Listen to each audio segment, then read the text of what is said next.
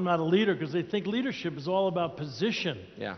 They did a study recently in one of the big magazines, to name effective leaders in your organization. 70% of the people that were named had no official leadership position. And so, are you all leaders in your home? You better believe it. You're a leader as a spouse. You're a leader as a parent. Are you leaders in the community? Absolutely. As you reach out to help people in your community, are you leaders in your business? You better believe it. We are all leaders. And so when we say lead like Jesus, don't sort of look around and see who might pick that up because they could use it.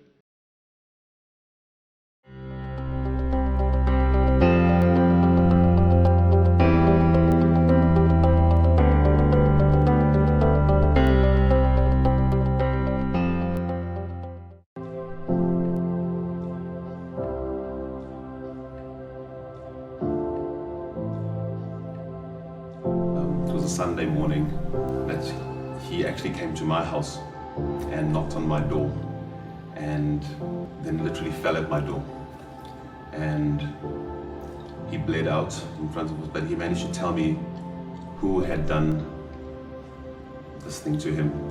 When he died, a few hours later, I've tracked down the guy who actually murdered my brother, and I vowed to him that the next time I see him, I would kill him.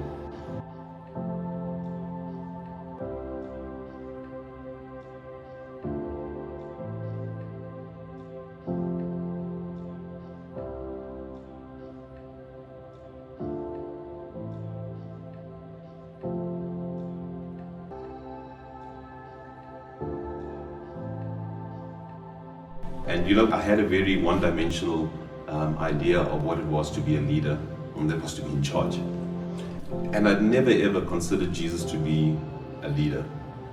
I knew he was my savior. I knew he was a teacher. I knew that he was my God. I never really considered him to be a leader. One of the first scriptures that really pulled it back to me was in Matthew 20:28, and that was, the Son of Man didn't come to earth to be served, but to serve.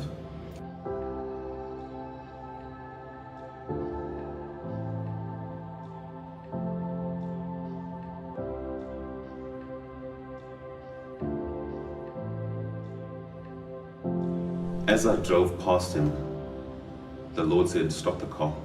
I want you to speak to him." I said, "Lord, I don't know what to say to him. Lord, it is busy. There's traffic all over the place. I don't know where to pull this car over. Stop the car. I want you to speak to him." I said, "Yes, Lord." 200 meters further up the road, there's a little bus stop that was empty, and I turned in there. So one of the things that I'd learned from the habits of leading like Jesus was to hear God's voice.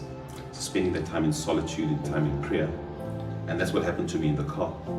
Before, I would have probably ignored it. But this time I knew without a shadow of a doubt that I was hearing the voice of the Lord. As he approached the car, I stepped out the car and I called him out by name. So I can only imagine what happened in his mind, because the last time he saw me, he had seen me, I had vowed I was going to kill him. And he stopped dead in his tracks. And immediately a peace came over me. And I spoke to him, I said, "I'm here in peace." And that's when I told him, "I'm a born-again Christian, and the Lord has led me to you today, and I'm here to forgive you." Naturally, he was quite taken aback, so I came closer to him and I spoke to him. I said, "You know, the impact and the consequences of you murdering my brother were vast. They affected many, many people.